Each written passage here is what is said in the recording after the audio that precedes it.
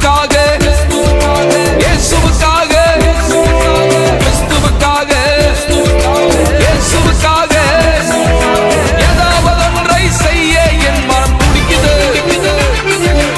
ஏதாவதொன்றை செய்ய என் மனம் துடிக்குது.